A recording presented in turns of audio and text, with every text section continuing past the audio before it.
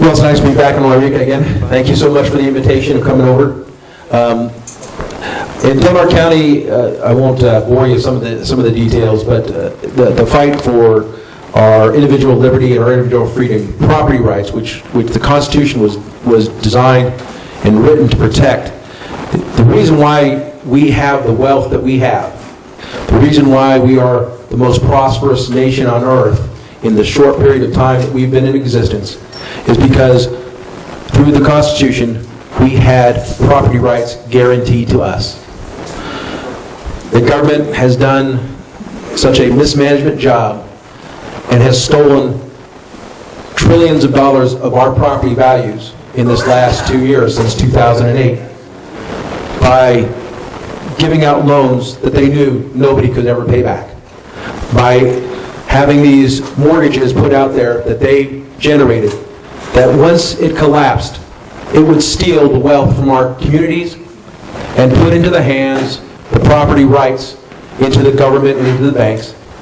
In their hands, they have stolen the wealth that we have accumulated in our country that have allowed us to be the most prosperous nation on earth.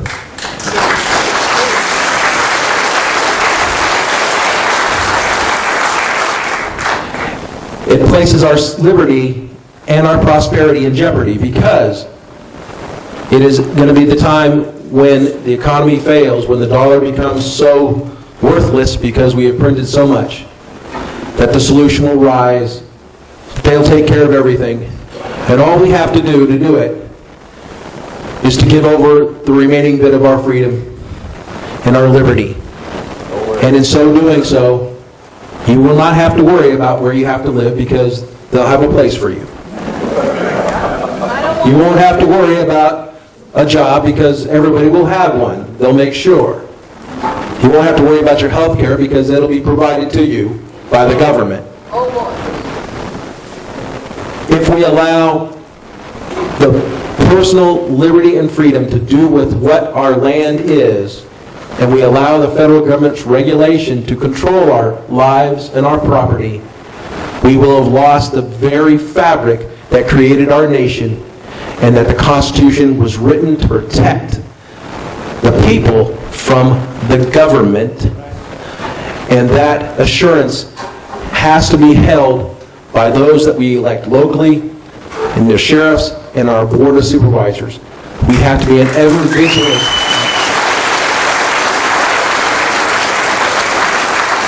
local government. That attack is coming from watershed protection. Have you ever heard of the watershed protection? Okay, state watershed protection. Okay. Now, it's all about protecting the fish. And now I love the environment. Don't get me wrong. I love fish.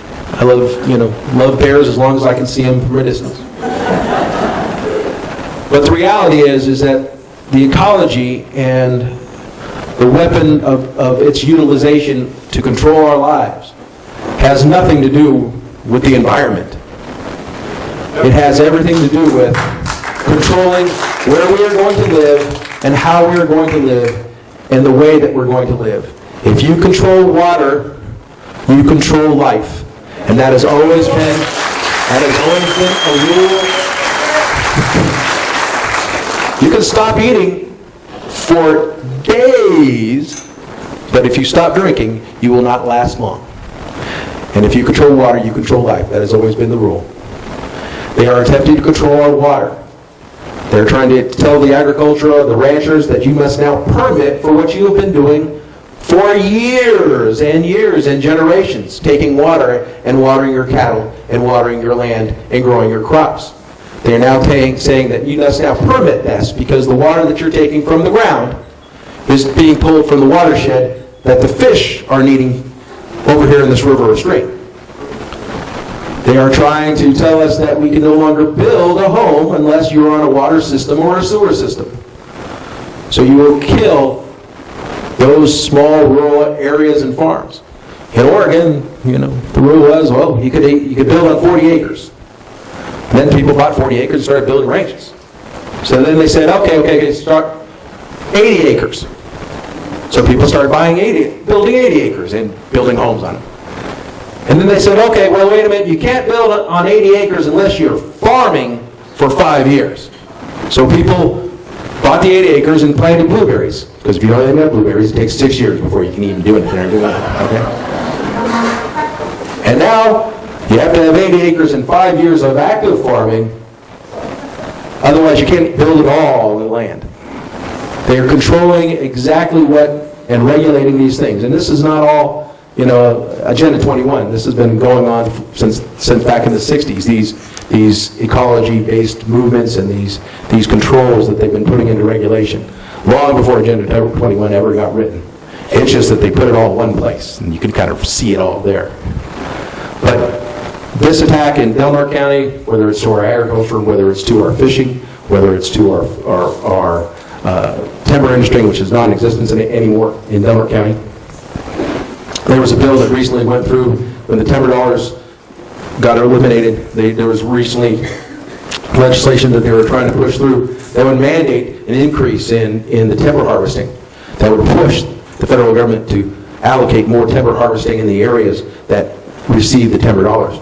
And that bill got nowhere real quick. They do not want to negotiate. They do not want to come to the table. We are pushing in Del Norte County through coordination.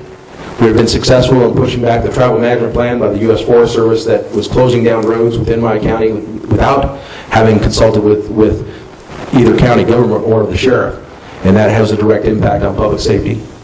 I am now just learned back on the 18th that the U.S. Forest Service in the Six River National Park, they have a land management plan that they put back in 1995. When they did so, they did not designate a certain mountaintop in my county that has a transmitter site that is owned by CAL FIRE. They did not designate that hilltop as a transmitter site. So they've told the state of California, you got to be off the mountaintop come 2022 when your lease is up. That mountaintop is a critical communication hub for our county to get out to the state. It is also what provides communication both for my emergency personnel, fire, law, ambulance on the south end of my county. Without that communication hub, we are shut out from the state of California. Now, U.S. Forest Service controls that land. And the state of California has been in negotiation with them for 4 years, attempting to get an extension of the permit, and has gotten absolutely nowhere with it.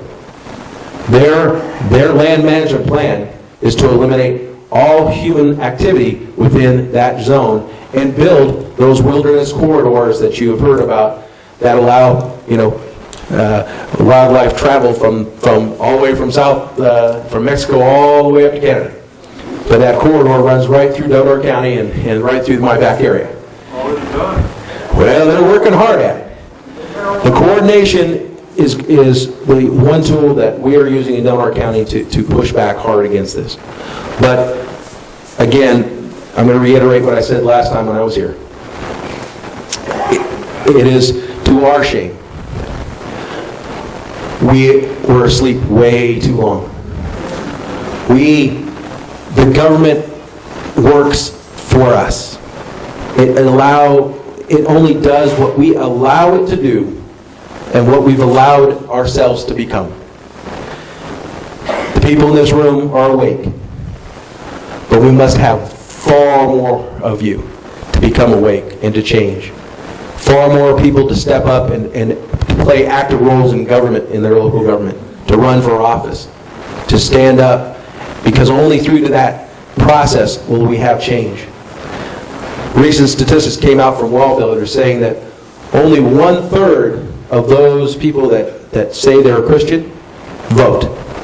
Only 1/3. If you don't want someone who holds your values to be in office, then don't vote. But if you vote, make sure it's someone that holds your values, that holds the Constitution dear, that believes in the free market, that believes in the same things that you do. And if by God you're a Christian, you make sure that they are too before you vote for them.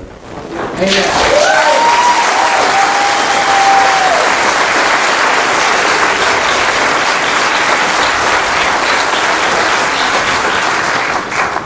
I'm going to get off because John took up all my time. But before I do, I'm going to quote somebody who is much better at talking than I am. And this is a passage that I found, and it was written by Winston Churchill. And it antithesis puts it all into one place, what I truly believe about the Tea Party and why I believe and why I started fighting for the Constitution as a sheriff. And it says simply this: if you will not fight for right when you can easily win without bloodshed, if you will not fight when your victory is sure and not too costly, you may come to a moment when you will have to fight with all the odds against you and only the precarious chance of survival. There may even be a worse time when you may have to fight when there is no hope of victory, because it is better to perish than to live as a slave.